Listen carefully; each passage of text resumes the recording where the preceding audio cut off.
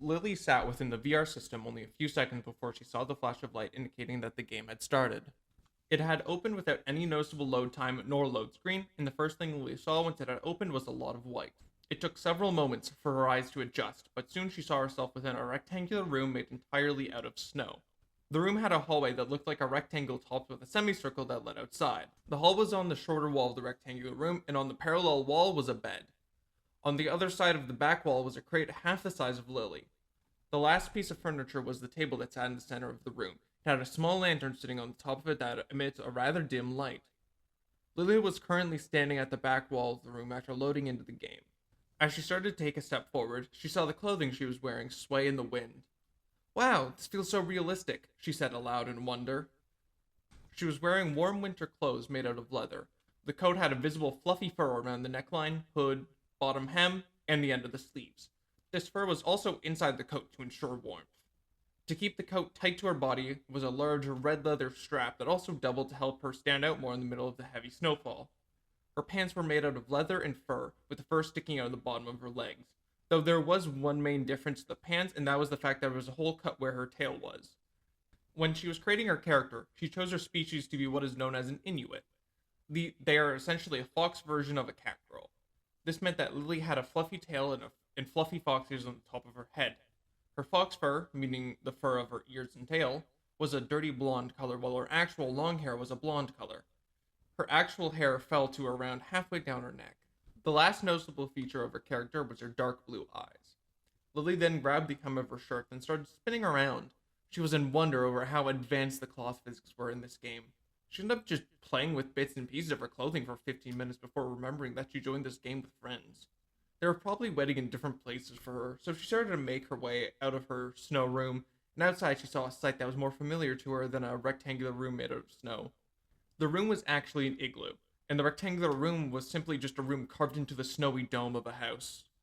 Around the igloo she walked out of was several igloos just like it. Lily thought long and hard about where she was currently, but was quickly stumped because of her lack of knowledge. Her entire repertoire of knowledge came from Ashley's ramblings, which mostly consisted of Beth and the Knight, along with the Knight's less than normal attitude when it came to Beth specifically. Ashley rarely talked about the snowy regions or the Inuit species of people to Lily. This was currently a problem, as it left her very much in the dark about what to do. Looking around, Lily spotted a significant amount of igloos, as well as a large campfire in the relative center of everything. Near the campfire, she saw a man and a woman talking. Taking a moment to start talking and maybe learn something, she walked up to them and said hello. Hello, the man said. You new here? I don't think I've seen you around here before. I think so. My mind is a little fuzzy at this current moment, so I'm not fully sure. Lily responded, then pointed to the igloo she walked out of moments earlier. The last thing I remember was waking up in that igloo over there. Ah, you're the new neighbor. I was wondering when we would finally get someone to live there, the woman said excitedly. I just got here. Might I ask where I am? I'm unfamiliar with the area, Lily said to try and grasp where exactly she is. Well, I assume you know the small village of Frozen Alps. We are nowhere near the size of the main Inuit settlement that resides near the main snowman settlement, but we are the closest village to the Ice Witch's lair, the woman said. The Ice Witch? Lily asked curiously. You haven't heard of her? The woman asked, clearly showing their surprise. She then saw the look of confusion on Lily's face, then decided to continue with her explanation. The Ice Witch is a cruel and evil witch who comes out every decade and hunts people for fun. She brings blood red ice and blizzards wherever she goes. She isn't someone you want to meet out in the wild, and if you do, you're as good as dead. Lily listened to this explanation and nodded along, but the woman's warnings were not reaching. All Lily thought about through this explanation is that the Ice Witch is most likely the first quest she would have to do. Most games did this sort of thing, hype up the boss battle to make the player feel strong when they defeated the boss. Thanks for the warning, Lily said happily. I think I'm going to explore so I can get used to the town. Well then, I'll see you around, miss. Stay safe, the woman said, then turned towards the man and continued their earlier conversation. Lily started to walk throughout the town, taking note of each structure. Soon she reached the end of the town that was situated next to a forest. There was no visible walking trail that she could see, but it did seem like there were trails carved out by native animals. She decided to follow one of these trails to see if it would lead to any treasure, as placing treasure off the beaten path was customary in RPG-style games. Lily walked the animal trail for around an hour, and it didn't disappoint her. She saw many things on her path. She saw a family of bunnies who were eating it just outside of their burrow, a half-frozen waterfall, and a cliffside that let her look out far beyond. She noticed the fact that she was currently on a frozen mountaintop, and this cliff was overlooking a lower portion of the mountain, as well as a vast expanse of ocean. After looking over the cliffside for a bit, Lily continued her way through the path. Oh, that was when the wind and snow started. It wasn't bad at first, but after 15 minutes on the trail, it had gotten so bad she could barely see. She felt it attacking her exposed face and ears, and heard the wind roar like it was a monster trying to intimidate its prey. That is when she saw a dark figure in the snow. She wasn't sure who it was, but they appeared to be an Inuit as well. Hello? Are you able to help me? The snow is starting to bother me, Lily yelled out over the wind. She squinted her eyes to try and see the figure better, and it looked as if she was raising her arms towards Lily. That was when a voice that sounded clear as day despite the howling wind spoke. Seems as if my first prey of the day has arrived. After she finished speaking, Lily's body screamed out in panic, and as a response to that, she jumped backwards as if her life depended on it. Though it was soon clear to her that her life was in danger because where she once stood was now a crystal of red ice the size of Lily. Once Lily landed, the blizzard was starting to die down at unnatural rates, and it was only a few seconds before it was snowing only lightly, which greatly increased her ability to see. Now she's able to see who had attacked her. This individual appeared to be female, wearing a winter coat like Lily's, but was primarily black with patches of red on the leather. She had very long white hair and yellow eyes and a red face paint that starts at the bottom of her eyes and goes down her face. In her hand was a red staff with a crystal-shaped piece of ice, and on the sides of the ice was feather-like spikes. Hanging from the attach point between the pole and the ice on the staff was a spike of red ice connected to a chain. Lily didn't remember Ashley ever talking about someone like this, so she wasn't entirely sure what this adversary was capable of. I would appreciate it if you didn't try to kill me, Lily said.